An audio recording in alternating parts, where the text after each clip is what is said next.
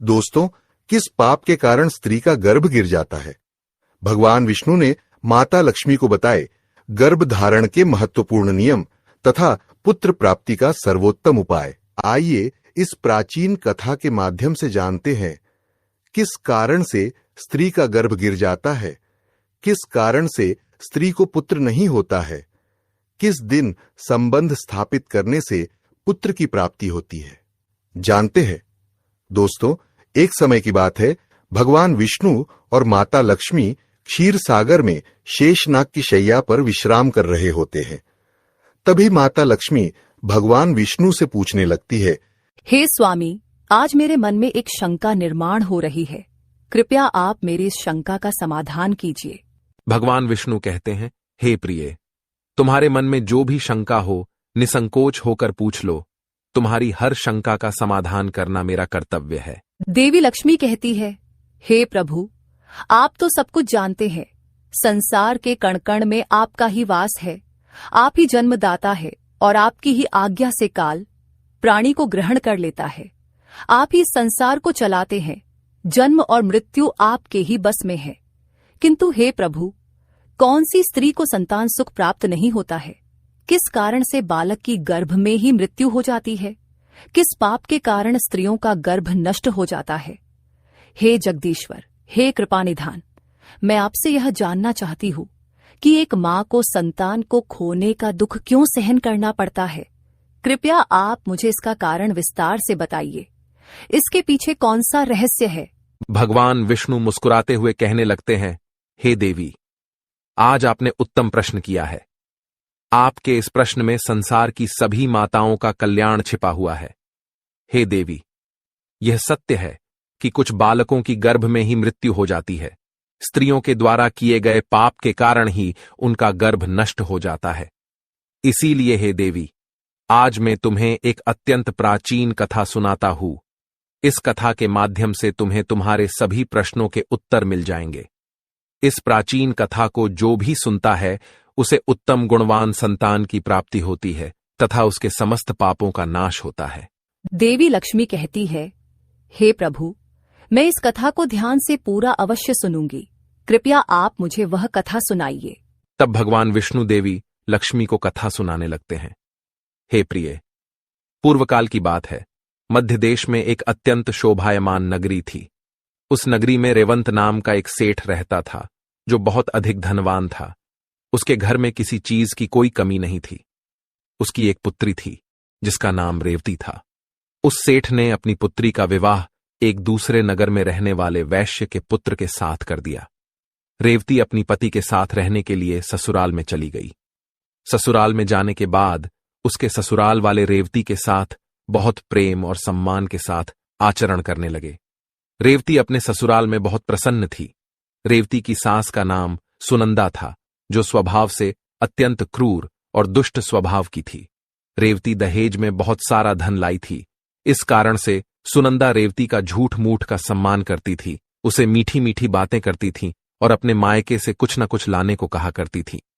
रेवती अपनी सास की बात मानकर अपने पिता से कहकर वह घोड़े, गायें, बैल, अनाज, वस्त्र आदि चीजें मंगवाया करती थीं और उसके पिता भी सब कुछ खुशी खुशी उसे दे भी दिया करते थे।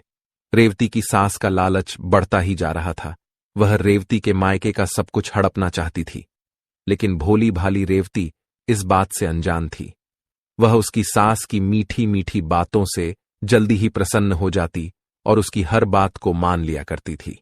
रेवती का पति संजय स्वभाव से भोला भाला था और अपनी मां की हर आज्ञा का पालन करता था।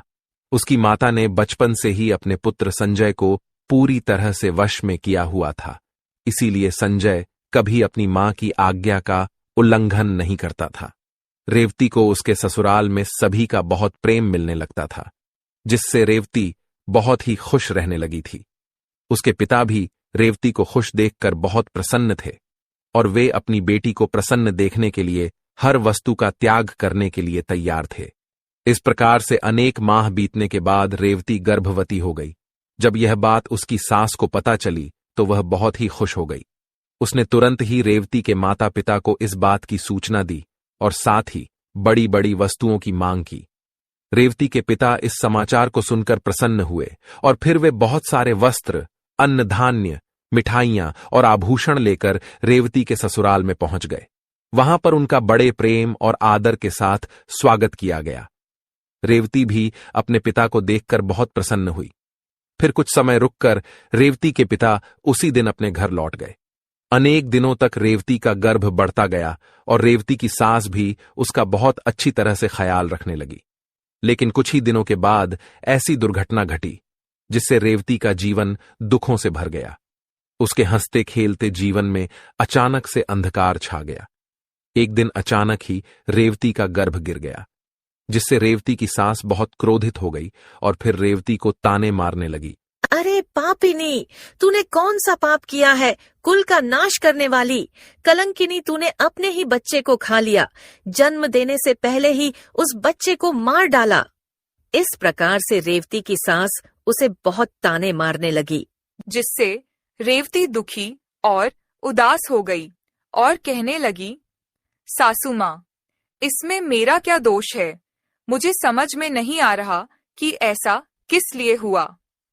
मैं निर्दोष हूँ, मैंने कोई पाप का कार्य नहीं किया है। लेकिन रेवती की सास को उस पर थोड़ी भी दया नहीं आई और वह कहने लगी, अरे दुष्टा, तूने अवश्य कोई पाप किया है जिससे तेरी संतान गर्भ में ही मर गई। कुलाटा और पापिनी स्त्रियों के बच्चे पेट में ही मर जाते हैं। फिर भगवान विष्णु देवी लक्ष्मी से कहते हैं, हे देवी, इस प्रकार से रेवती का गर्भ गिरने के कारण उसकी सास उसे भला बुरा कहने लगती है। उसके बाद से रेवती की सास उसके साथ बहुत बुरा व्यवहार करने लगी, उसे बात बात पर ताने मारने लगी, उसे भला बुरा कहने लगी। अब उसकी सास उससे ठीक से बात भी नहीं करती थी। दिन भर घर का सारा काम करवाने लगी। दिन भर काम करने के बाद ही उसे रात को आराम करने को मिलता था। रेवती को घर का झूठा भोजन खाना पड़ता था। अचानक से अपनी सास का ऐसा बदला हुआ रूप देखकर रेवती को बड़ा डर लगने लगा और वह अपनी सास के सामने आने से भी डरने लगी। फिर और कुछ महीने बीत जाने के बाद रेवती फिर से गर्भवती हो गई, जिससे उसके घर वाले सभी प्रसन्न हो गए। लेकिन रेवती की सास को उतनी खुशी नहीं हुई, वह उसे ताना ही मारा करती थी। एक बच्चे को तो खा गई, पता नहीं अब इसे भी जीवित रखेगी या खा जाएगी। इसका कोई भरोसा नहीं। यह तो डायन है, डायन। मेरा बेटा एक चुड़ैल से शादी करके उसे घर पर लाया है। लेकिन रेवती चुपचाप सहन करती रही। इस बार रेवती की सास ने रेवती के पिता को इस विषय में कोई समाचार नहीं दिया और वह चुप ही रही। इधर धीरे धीरे रेवती का गर्भ बढ़ने लगा। रेवती गर्भधारण की हुई अवस्था में भी घर का काम करने लगी। बहुत काम करके थकने के बाद भी रेवती की सास को उस पर दया नहीं आती थी। इस बार रेवती को 9 महीने पूरे हो गए और अब उसका प्रसूति का समय आ गया। रेवती को कमरे में ले जाया गया और फिर रेवती बालक को जन्म देने लगी। जब रेवती ने बालक को जन्म दिया तो उस बालक के मुख से कोई आवाज सुनाई नहीं दी। वह बालक कोई भी हलचल नहीं कर रहा था। इस बार रेवती ने एक मरे हुए लड़के को जन्म दिया था। इस बात को सुनते ही रेवती बहुत दुखी हो गई और जोर जोर से रोने लगी। इधर रेवती की सास बहुत गुस्सा हो गई और उसने तुरंत ही रेवती को पकड़कर घर से बाहर निकाल दिया और कहा, अरे दुष्टा, पापिनी, तू इस घर में रहने के लायक नहीं है। तू तो चांडालिनी है। तू मेरे पोते को खा गई। अब तू इस घर में नहीं रह सकती। अगर तू इस घर में रहेगी तो हम सभी को खा जाएगी। तेरे जैसी अशुभ स्त्री को तो घर में रखना ही नहीं चाहिए। तुझसे विवाह करके मेरे पुत्र का नसीब ही फूट चुका है। इसीलिए हे पापिनी, अब तू इस घर से निकल जा। अब तू एक पल भी इस घर में नहीं रुक सकती। रेवती रोते हुए कहती है, हे सासू माँ, अब मैं कहाँ जाऊं? मेरे लिए तो मेरे पति ही सब कुछ है। उन्हें छोड़कर मैं कहाँ जाऊं? कृपया आप मुझे घर से ना निकालिए। मैं घर के कोने में पड़ी रहूंगी, घर का सारा काम करूंगी। मेरे ऊपर इतना अत्याचार मत कीजिए। मैं मेरे पति को छोड़कर जीवित नहीं रह सकती। रेवती की सास कहती है, हे पापिनी, अगर तू जीवित नहीं रह सकती तो कहीं पर जाकर मर जा, लेकिन अब तुझे इस घर में मैं रहने नहीं दूंगी। भगवान विष्णु देवी लक्ष्मी से कहते हैं, हे देवी, इस प्रकार से ताना देते हुए रेवती के सास ने उसे घर से धक्के मारकर भगा दिया। रेवती का पति भी यह सब चुपचाप देख रहा था। उसने भी कुछ नहीं कहा। फिर रेवती वैसी ही अवस्था में घर से चली गई। रेवती चलते चलते एक जंगल में पहुंच गई। वह जंगल बहुत घना और भयानक था। उस जंगल में कोई मनुष्य दिखाई नहीं पड़ रहा था। फिर रेवती को उस जंगल में एक बहुत ही बड़ा और सुंदर वृक्ष दिखाई पड़ा। उस वृक्ष के पास एक बहुत ही सुंदर आश्रम था। रेवती जल्दी से उस आश्रम के पास चली गई और इधर उधर देखने लगी, तो वहां पर उस आश्रम में कोई भी नहीं था। रेवती वहीं बैठकर विश्राम करने लगी। रेवती इतनी डरी हुई और उदास थी कि वह अपने पिता के घर पर भी जाना नहीं चाहती थी। उसे यह भय लगने लगा था कि कहीं उसकी वजह से पिता का समाज में अपमान ना हो। इसीलिए उसने उसी जंगल में रहने का निर्णय लिया और वह उसी आश्रम में निवास करने लगी। वहीं बैठकर रेवती भगवान विष्णु की पूजा करने लगी और उनकी भक्ति में डूब गई। अनेक दिनों तक वहां पर उसने भगवान विष्णु की तपस्या की। फिर कुछ दिनों के बाद उस आश्रम पर एक साधु एक गाय को लेकर पधारते हैं। वे साधु अत्यंत विलक्षण थे। उनके मुखमंडल पर तेज था। ऐसा प्रतीत हो रहा था कि उन्होंने सैकड़ों वर्षों तक तपस्या की है। जब रेवती उन साधु को देखती है तो बड़ी प्रसन्न होती है और उनका स्वागत करती है और कहती है, पधारिए हे साधु महाराज, आपका स्वागत है। आप कोई महान पुण्यात्मा दिखाई पड़ रहे हैं। रेवती के ऐसे वचन सुनकर साधु महाराज कहते हैं, हे पुत्री, तुम कौन हो और किस कारण से इस वन में अकेले निवास कर रही हो? यदि कोई गोपनीय बात ना हो तो मुझे सच सच बताओ। तुम यहाँ पर अकेले क्यों रह रही हो? तुम्हारे पति कहाँ पर है और तुम्हारे दुख का क्या कारण है?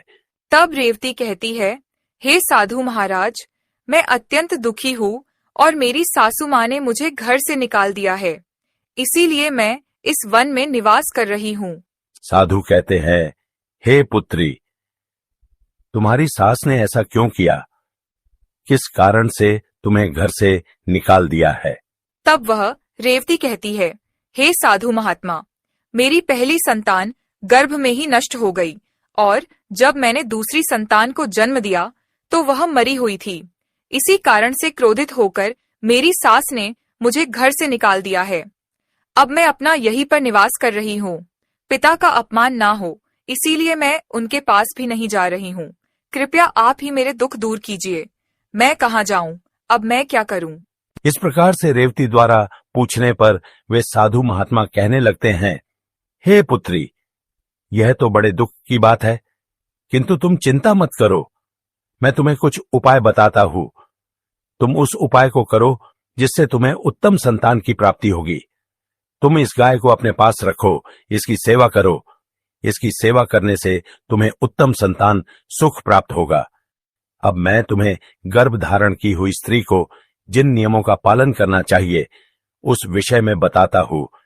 इसे तुम ध्यान से सुनो। हे पुत्री, किसी भी स्त्री को मासिक धर्म के दौरान पति के साथ संबंध स्थापित नहीं करना चाहिए और पति को स्पर्श भी नहीं करना चाहिए। इससे संतान गर्भ में ही गिर जाती है। गर्भ धारण की हुई स्त्री को भगवान की पूजा में तत्पर रहना चाहिए। उसके मुख पर सदैव ही प्रसन्नता होनी चाहिए। गर्भ धारण की हुई स्त्री को कभी दुखी और निराश नहीं रहना चाहिए। उसे बुरे आचरण वाली स्त्री से दूर रहना चाहिए। उनसे बातचीत नहीं करनी चाहिए। एक गर्भवती स्त्री को कभी दूसरों के घर का भोजन नहीं करना चाहिए। गर्भिणी या स्त्री को सूप की हवा से बचकर रहना चाहिए। सूप की हवा लगने से भी गर्भ का नाश होता है। गर्भ धारण की हुई स्त्री को कभी ऐसी वस्तु के दर्शन नहीं करने चाहिए जिसे देखने पर मन में घृणा निर्माण हो।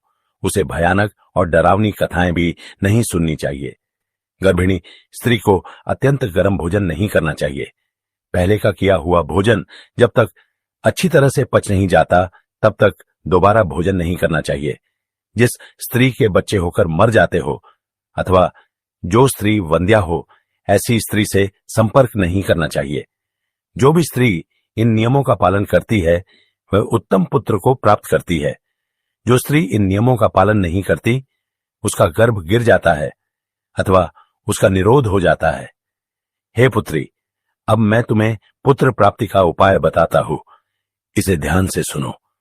मासिक धर्म के समय 4 दिनों तक स्त्री को पति के साथ संसर्ग नहीं करना चाहिए। वह चौथे दिन ही शुद्ध होती है। 1 सप्ताह के बाद वह देवी देवताओं का पूजन करने के योग्य बनती है। संबंध बनाते समय स्त्री और पुरुष के मन में जैसी कल्पना होगी वैसा ही गर्भ उत्पन्न होगा, इसमें संदेह नहीं है। युग्म तिथि वाली रात्रि में सहवास करने से पुत्र होता है और अयुग्म तिथि वाली रात्रियों में सहवास करने से कन्या का जन्म होता है। युग्म तिथि का अर्थ होता है द्वादशी, चतुर्दशी, षष्ठी, अष्टमी, दशमी, और अयुग्म तिथियां होती है एकादशी, त्रयोदशी, पंचमी, सप्तमी और नवमी। ऋतुकाल में पहले सप्ताह को छोड़कर दूसरे सप्ताह में स्त्रियों को सहवास करना चाहिए। स्त्रियों का ऋतुकाल 16 रात्रियों का होता है। यदि स्त्री मासिक धर्म के बाद 14वीं रात्रि में सहवास करती है तो उस गर्भ से गुणवान, भाग्यवान, धनवान तथा धर्मनिष्ठ पुत्र का जन्म होता है। ऋतुकाल के 5वें दिन स्त्रियों को कटु, तीक्ष्ण और गर्म भोजन का परित्याग करके मधुर अर्थात मीठा भोजन करना चाहिए, क्योंकि स्त्रियों की कोख औषधि पात्र होती है और पुरुष का बीज अमृत तुल्य होता है। इसीलिए स्त्रियों को सहवास से पहले तीखा, कड़वा और गर्म भोजन नहीं करना चाहिए।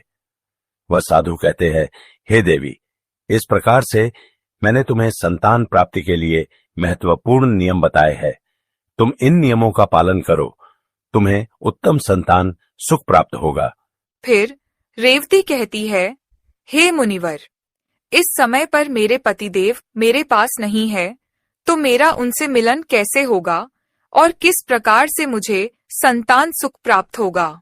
साधु महात्मा कहते हैं, हे पुत्री, तुम अभी से इस गौ माता की सेवा करो, तुम्हारा पति स्वयं चलकर तुम्हारे पास आ जाएगा। इतना कहकर वे साधु महात्मा उस स्थान से अंतर्ध्यान हो जाते हैं। उन साधु को अचानक से अदृश्य हुआ देखकर रेवती आश्चर्यचकित हो जाती है। उसे समझ में आ जाता है कि साक्षात भगवान ही उसे दर्शन देने आए थे। फिर रेवती नित्य उस गाय की सेवा करने लगती है। रोज सुबह उठकर वह गाय को चारा डालती है और भगवान विष्णु की आराधना करने लगती है। उधर रेवती के पति को सपने में साक्षात भगवान विष्णु आकर उसे दर्शन देते हैं और उसे उसकी पत्नी के पास जाने की आज्ञा देते हैं। रेवती का पति दूसरे दिन जागते ही अपनी पत्नी को खोजता हुआ उस वन में चला जाता है। फिर उसे उस जंगल में एक आश्रम दिखाई पड़ता है, तो वह उस आश्रम के पास जाता है तो उसे उसकी पत्नी रेवती दिखाई पड़ती है। वह अपनी पत्नी को देखकर बहुत प्रसन्न हो जाता है। फिर वह भी अपनी पत्नी के साथ उसी वन में निवास करने लगता है। कुछ दिनों के बाद रेवती का ऋतुकाल आता है और वह उन साधु महात्मा के द्वारा बताए हुए नियमों का पालन करते हुए अपने पति के साथ सहवास करती है। उसके पति के मिलन से रेवती पुनः गर्भ धारण कर लेती है और फिर 9 महीने तक वह गर्भ उसके अंदर बढ़ने लगता है।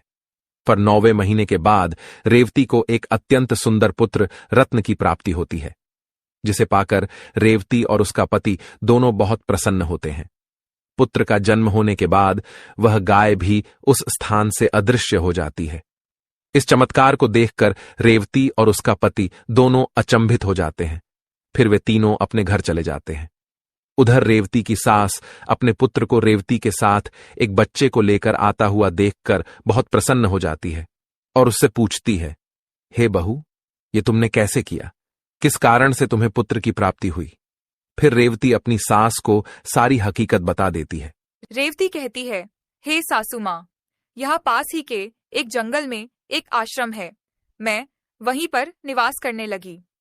तब उस स्थान पर एक चमत्कारी साधु प्रकट हुए और उन्होंने ही मुझे संतान प्राप्ति का मंत्र बताया।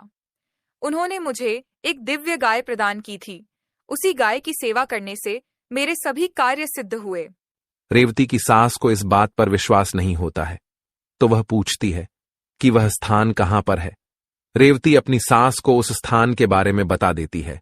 फिर दूसरे दिन रेवती की सास चुपचाप अकेले ही उस स्थान पर चली जाती है और उस चमत्कारी साधु की राह देखने लगती है। उसके मन में लालच होता है। वह सोचती है कि जब वे साधु आएंगे तो मैं उनसे कोई अनमोल वस्तु भेंट में मांगूंगी अनेक दिन बीतने के बाद भी वह साधु नहीं आता तो वह बहुत गुस्सा हो जाती है। उसी क्षण उस स्थान से एक राक्षसी जा रही होती है।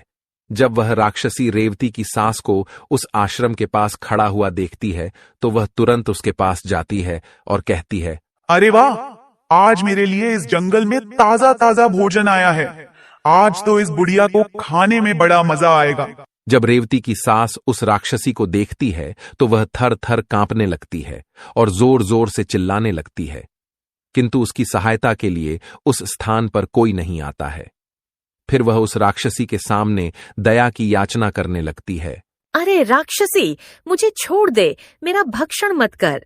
मैं तो वृद्ध महिला हूँ, मेरा भक्षण करने से तुम्हारा क्या लाभ? राक्षसी कहती है, हे दुष्ट स्त्री, वृद्ध हो या जवान, मैं उसी का भक्षण करती हूँ जिसे विधाता ने मेरे लिए चुना है। आज ईश्वर ने तुझे मेरा ग्रास नियुक्त किया है, इसीलिए मैं तेरा भक्षण निश्चित ही करूंगी। तूने अवश्य ही महापाप किए हैं, दूसरों पर झूठे लांछन लगाए हैं, इसीलिए तेरी ऐसी दुर्गति हुई है। यह सुनकर रेवती की सास को अपनी भूल का पछतावा होने लगता है। उसने अपनी बहू के साथ बहुत बुरा व्यवहार किया था, किंतु अब देर हो चुकी थी। रेवती की सास आगे कुछ कहती, उससे पहले ही राक्षसी उसे अपने हाथ में उठा लेती है और जोर जोर से हंसने लगती है। फिर वह राक्षसी रेवती की सास को चबा चबा कर खा जाती है और उसी क्षण रेवती की सास की मृत्यु हो जाती है। उसे अपने पाप कर्मों का दंड भुगतना पड़ता है। इसीलिए कभी किसी निर्दोष को सताना नहीं चाहिए, निर्दोष पर आरोप भी नहीं करने चाहिए। इधर रेवती अपनी सास की राह देख रही होती है, किंतु उसकी सास नहीं मिलती है, तो वह अपने पति को अपनी मां को ढूंढ कर लाने को कहती है। रेवती का पति अपनी मां को ढूंढने के लिए जंगल में जाता है तो उसे वहां पर उसकी मां दिखाई नहीं पड़ती है, लेकिन वहां पर उसकी माता के कंकाल दिखाई पड़ते हैं, जिसे देखकर वह दुखी मन से घर पर लौट आता है। उन्हें एक व्यक्ति के द्वारा पता चलता है कि उस जंगल में एक राक्षसी का वास था और उसी राक्षसी ने रेवती की सास को मार डाला है। लालच के कारण रेवती की सास को राक्षसी खा जाती है। फिर रेवती और उसका पति अपने पुत्र के साथ घर पर सुखी जीवन व्यतीत करने लगते हैं। भगवान विष्णु देवी लक्ष्मी से कहते हैं, हे देवी, इस प्रकार से रेवती ने गर्भ धारण के नियमों का पालन किया, जिससे उसे उत्तम संतान की प्राप्ति हुई। देवी लक्ष्मी कहती है, हे प्रभु, जिस बालक की मृत्यु गर्भ में ही होती है अथवा जन्म के बाद तुरंत मृत्यु होती है, उसकी मुक्ति के लिए क्या उपाय करना चाहिए? भगवान विष्णु कहते हैं, हे प्रिय, तुमने यह उत्तम प्रश्न किया है, इसीलिए तुम अब ध्यान से सुनो। यदि स्त्री का गर्भपात हो जाए अथवा गर्भ में ही बालक की मृत्यु हो जाए तो जितने महीने का वह गर्भ होता है उतने दिनों का सूतक माना जाता है। आत्म कल्याण की इच्छा रखने वाले मनुष्य को उस गर्भ में मृत्यु हुए बालक के लिए कुछ भी नहीं करना चाहिए, उसका श्राद्ध नहीं करना चाहिए। यदि जन्म से लेकर चूड़ा कर्म संस्कार के बीच में बालक की मृत्यु हो जाती है तो उस बालक की मुक्ति के लिए अन्य बालकों को दूध का भोजन देना चाहिए। यदि चूड़ा कर्म संस्कार के बाद 5 वर्ष के भीतर बालक की मृत्यु हो जाती है तो शरीर दाह का संस्कार करना चाहिए, उसके लिए दूध का दान करना चाहिए और बालकों को भोजन कराना चाहिए। यदि 5 वर्ष की आयु के बाद बालक की मृत्यु हो जाती है तो उसका दाह संस्कार करके उसके लिए जल से भरे मिट्टी के पात्र का और खीर का दान करना चाहिए, तभी उस बालक को पुनर्जन्म प्राप्त होता है। तो दोस्तों, इस प्रकार से भगवान विष्णु ने माता लक्ष्मी को गर्भधान का रहस्य बताया है। उम्मीद है आपको यह कथा पसंद आई होगी। वीडियो को लाइक जरूर करें, कमेंट में जय श्री हरि विष्णु अवश्य लिखें, साथ ही चैनल को सब्सक्राइब करें। आप सभी का धन्यवाद।